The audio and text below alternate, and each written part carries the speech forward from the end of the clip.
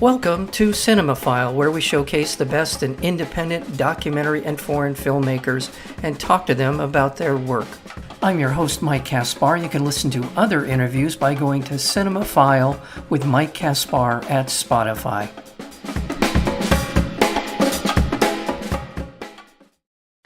Chase Strangio battles at the Supreme Court for transgender adolescent access to gender-affirming healthcare, confronting not only the legal system, but also a media landscape that distorts public perception and threatens the struggle for trans rights. We're joined today by the producer as well as the director of this wonderful documentary film called Heightened Scrutiny, the producer Amy Scholder, as well as the director Sam Fader. To both of you, welcome to the program. Thank you so much, Mike. It's really an honor to be here. I'm glad that the film focuses on a multiple fronts, if you will, in terms of the fight for trans rights. Not only the very personal story of Chase, but also the media landscape, as I mentioned in the introduction, which is vitally important to people's perception, understanding of what's going on, and helps people gain civil rights. But as opposed to the media landscape, it's been an impediment. But Sam, I'll start with you. Where were you in your work as a filmmaker when this project came to you? What inspired you to move forward with this? Yeah, it was really coming off our last film, Disclosure, about a year. I mean, the whole reason we made Disclosure was to kind of, as a warning story that this backlash is coming. We didn't know at the time what it would look like. Certainly didn't imagine it to be as horrible as it is. But that's why we made Disclosure. And about a year after Disclosure came out, we started to see a shift in the landscape of the media. And I noticed some of it, but I didn't understand at that time the direct repercussions of the way the media was perpetuating these very distorted narratives, these very untrue ideas about what it meant to be trans in the world. But it was about a year later, I was working on a TV show, and there was someone on crew who struck up a conversation with me. And, it was a queer and very trans TV show. And this person knew who I was and knew the work I made. And they just started talking to me about how, they're an ally. They love queer people. They love trans people, neither of which they are. But, they just didn't feel great about like kids. Yeah. How could kids know their gender?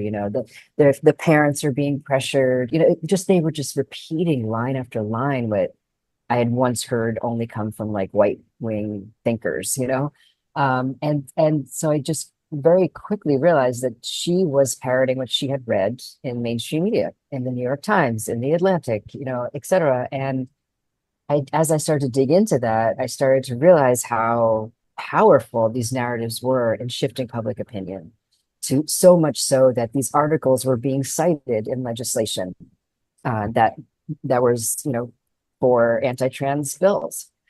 And so that was terrifying to me. It was terrifying to me that the mainstream media had that type of power in this moment, because I'm not sure that's often the case, that legal briefs cite mainstream media. According, lawyers I've spoken to say that is not common practice. But it just upset me that they were turning on us, essentially. That was just terrifying, because the people who read those magazines or those newspapers, kind of consider themselves, quote unquote, to be liberal. And now they are becoming more and more skeptical of trans people being part of society, being in public space. What is good for our health, medically or not, when they were really uninformed. So that's really where this film started, of how do we speak to those people who are now believing basically this mythology that the paper of record, is perpetuating. Yeah. So that was really where it started. And I did just a lot of interviews and a lot of research with journalists, just sort of about what's wrong with these articles. Why is exactly, like, what is wrong with the framing? What is wrong with, and I just learned all about what do the readers actually read? What is the takeaway, and what are the repercussions? And that's where it started. Amy Scholder, where did you come into the project? How did you get involved? So I was Sam's producer for Disclosure, and we it took us 4 years to make that film. It was very hard to fund it at that time because really people outside of the trans community didn't think that a trans film, a film about transgender representation was going to be of interest to a wide audience, but it turned out it was. Film premiered at Sundance and was acquired by Netflix. And it was a very gratifying experience to see the rollout of that film and the kind of impact that it had, which was to get people to think about how Hollywood had been telling people what to think about trans people and really told trans people what to think about trans people by the storytelling that had been so age old in film and television. That film ends, as Sam was saying, with this warning that if you have this increased visibility, there will be surely backlash for a marginalized community. And after the film came out, we were in lockdown. It was COVID. I was very isolated, disturbed by what was going on in the world. And when Sam came to me with this follow-up to disclosure and said, look, what we thought was going to happen is happening.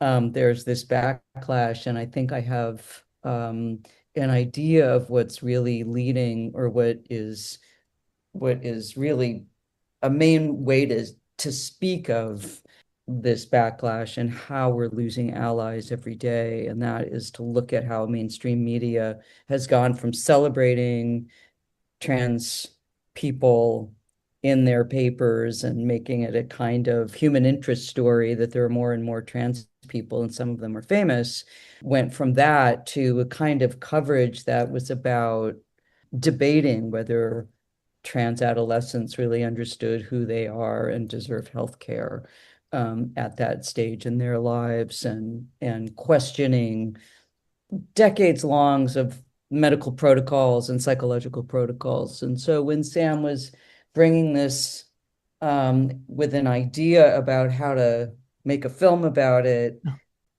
I came out of my isolation and said, absolutely. I don't know what else could be more important than to work on this project. For our audience, for anyone listening to our conversation, I want to let them know that disclosure is in so many ways revelatory, informative, but celebratory as well. That's the thing that I came away from watching Disclosure. It's a celebration. It's something putting all of this in a very positive frame, with all the dangers for the people who are coming out or who are manifesting as trans, and just all the things about it. But it was a wonderful film. Congratulations on your work there. How do you? I mean, this is a film. This is a film that is a building block in an attempt to educate the public. But man, this is a steep hill. And I mean, it's seeing that we're also in a period of regression in terms of our civil rights, a retrenchment, if you will.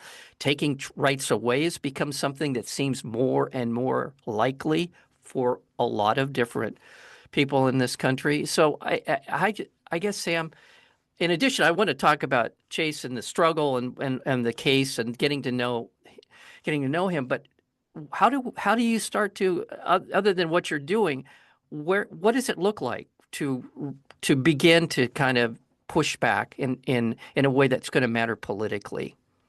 I know that's a big question, I realize. It's a big question. I think what it looks like is many different things, right? I think there's people doing the cultural work that, Amy and I are trying to do. I know there are people who are, on the ground fighting every day, whether it's lawyers or medical professionals,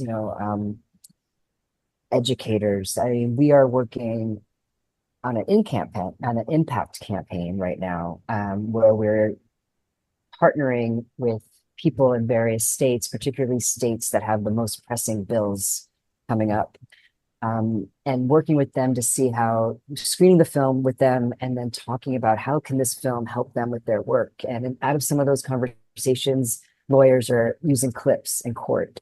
And so I think creating the tools for then the people doing the direct action is the job of culture makers right now. Um, and so I think it's, Chase is probably, battling, constantly, he's Yeah. probably fighting in court all the time, as are many, many, many other attorneys. But I mean, it's scary. I mean, there's no way around that. I mean, on the big level, it's just being the target of Yeah. such animus, and such legal, uh, weaponizing of the legal system. I mean, I think just yesterday it was shown that the DOJ is like investigating doctors who are, providing healthcare. And some of my friends are those doctors and practitioners and, physicians assistants. And it's just, they're getting investigated. They're going to be criminalized, right? Like that does not end. There's no way that that ends well. And so, and as parents as well, like parents are being accused of child abuse. So this is scary. And there are people who are ready to dig in and fight, and there are people who are moving. And I understand why they would move out of the country, for these reasons. It's bleak, but I think what we're trying to do is, just bite size, like I said, going to state by state and organizing with people, and pushing back as much as we can, because we do have a lot of allies. We do have a lot of people who love us and care about us and want to do the right thing. Not all of them have the tools or the information. And so that's Right. what we hope to be providing them with. Right. Sorry to drag you down that path, because it does look grim. I'm not gonna sugarcoat it. I know you already realize just the extent of it, but I do want to let people know that they can see this wonderful documentary, Heightened Scrutiny, and that is at the DC TV Firehouse. That begins on July 18th, runs through the 24th. It'll also be out here in Los Angeles at the Laemmle Theaters, a couple of them. I think NoHo, Monica's Film Center, and one other one, Encino, I believe, Town Center. No, Glendale. Glendale. And that's beginning the 26th through the 27th, and also on the 29th. So there's a link at the Film School Radio website. You could go to the site for the film, heightenedscrutinydoc.com, to find out more. And yeah, I again, there is progress being made. I love the people that you have in the film that are talking. Jelani Cobb is I'm a big fan of his from way back, and to see him and other people in the film who are essentially making the case on a lot of levels, intellectually, legally, and also at a very personal level. And I think it's very effective kind of trifecta of, of bringing the audience in. Amy, congratulations to both of you on your work here on doing that. But let's talk about the people that are in the film. Laverne Cox, there's many people in the film that are just wonderful. Let's talk about that.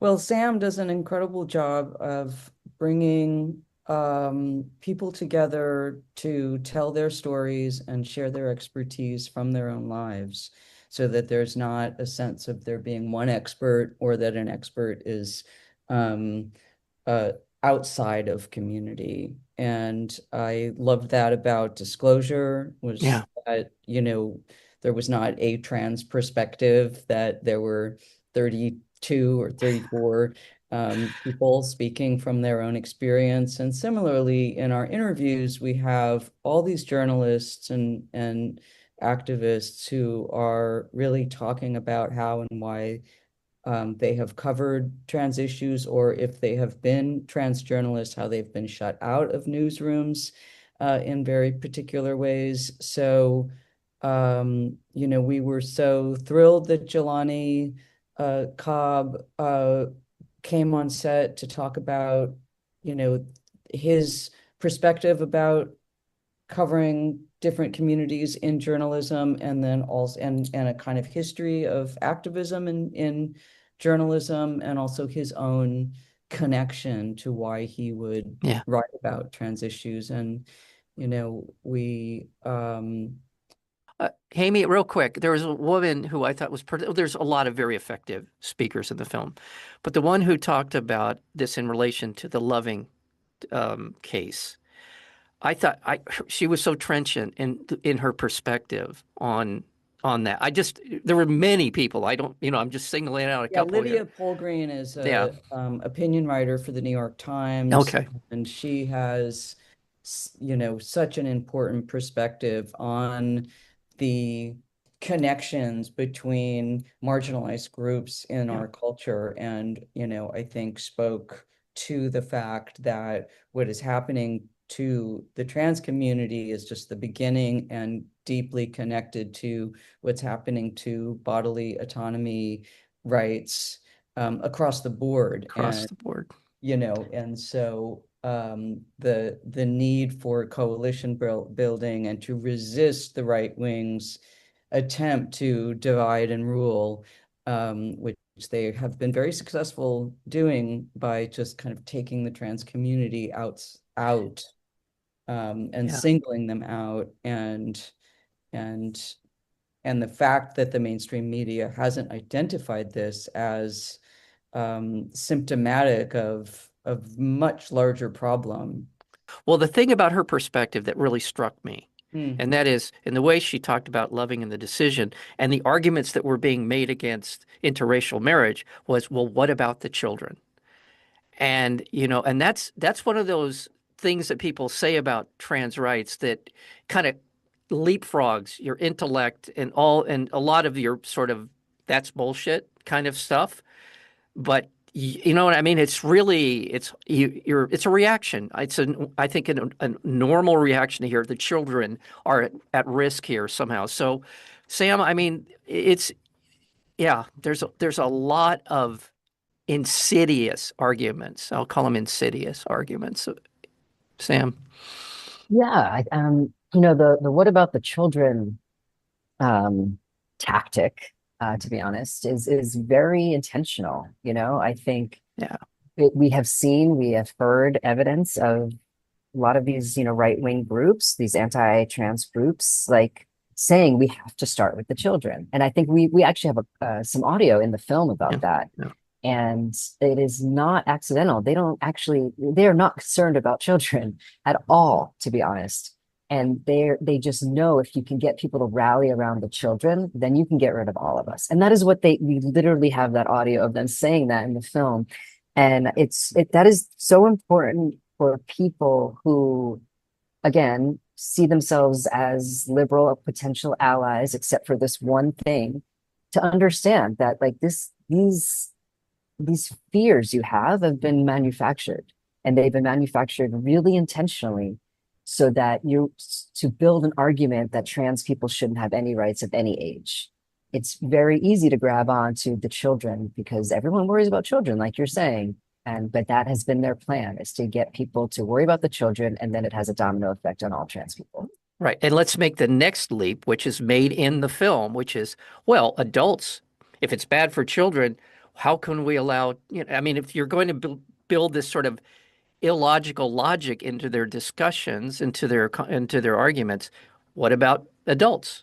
Why should Exactly. they? Yeah. And so this and I'm going to cut this out of the interview, but these people are not around. No. They're coming for us. A lot of just they're coming for whoever doesn't agree with them, whoever doesn't look like them. They're coming. And they have I was just in local city, Santa Ana. There are military walking the streets of California cities right now, and these people aren't going anywhere. So the urgency of this film and the issues brought up in this film both should affect and should be everyone should be concerned for a lot of reasons. Amy, does that sound right to you? Yeah. Yeah, I mean, I think that, we've seen this tactic with, uh, Anita Bryant, in the 80s, trying to get gay teachers fired, and claiming that they were going to be recruiting young people, and that young people couldn't possibly know their own sexuality.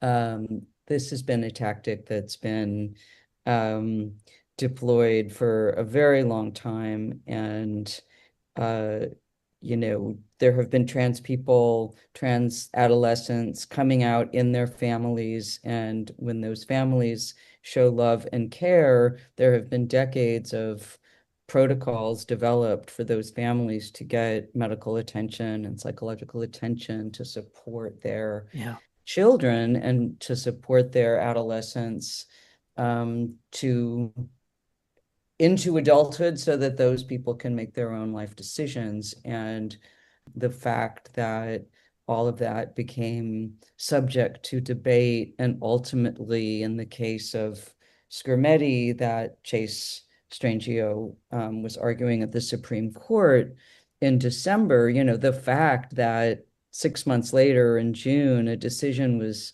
made by 6 justices that's going to impact the families of trans kids across the country irreparably is insane. I think if you look at it, at face value, those 6 justices made a decision to decide on the medical care for families across the country. And it's very striking to me that people who there's a large mass of people who maybe feel like this doesn't apply to them. This doesn't affect them. There's a lot of horrible things happening in the world. This particular injustice is not for them to worry about. But this case is going to impact everybody. And I think once you start chipping away at anyone's bodily autonomy, you're opening the door to chip away at everyone's bodily autonomy. That's right. If anyone listening to this, give that some thought. If you can be told what you are allowed to do with your body, and who you seek medical care for whatever reason, that you're not allowed to do that. That is a truly frightening thing. Yeah, this is going to impact everyone's right to privacy. Everyone's right to privacy with their practitioners, like everyone's right to privacy with the medicine they need. Yeah. And it's going to impact everyone's rights to making decisions over their own bodies. And I just feel like if you don't care about trans people, at least I hope you're caring about yourself. I hope you're worrying about yourself, because if we don't coalition build, if we don't continue, right, to work together, I mean, it's just we are a huge country. It is hard to organize in a lot of ways, but there are so many incredible movements that are building and working. And if we could all connect those movements, then we'd be in much better shape. But it's just so distressing that the media that I rely on that I read, because I believe that they're reliable and that they look behind the curtain, if you will, is really just now kind of side eye on so many of these things. They're just kind of pretending like they're not seeing it. And that's the thing that's disturbing to me. I'm going to just in the frame of disasters and looking like things are dark. I was told this years ago. I hope it's true, and that is that the Chinese character for crisis is also the character for opportunity. And I want to believe that to be true. And I do think that out of the rubble of the mess that is going to be created by this decision by the Supreme Court, people will finally understand how important all of these issues are for all of us.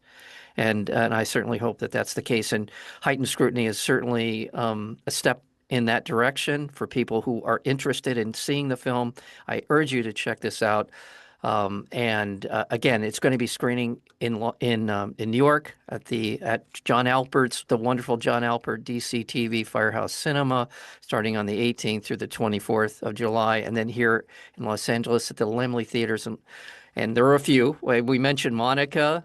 Go ahead. You know NoHo, maybe. Okay. On the 26th, it will be at NoHo, Okay. Laemmle. On the 27th, we will be at Monica. On the 29th, we'll be at Glendale. And I think we're going to have some additional screenings that we'll be able to announce. And then we'll go up to San Francisco to the Roxy. Fantastic. That will start on the 31st of July. And you're going to be in town for Q&As for all of that. And that's fantastic. And also just to get people to the website, which is heightenedscrutinydoc.com, heightenedscrutinydoc.com. Well, to the producer, Amy Scholder, as well as the director, Sam Fader, for the film Heightened Scrutiny. Thank you so very much for your time. Thank you, Mike. Thank you. You have been listening to Cinemaphile. I'm your host, Mike Kaspar, and you can listen to previous interviews as well as special programming, or you can subscribe by going to Cinemaphile, that's F-I-L-E, with Mike Kaspar, at Spotify. Until next time, thank you for listening.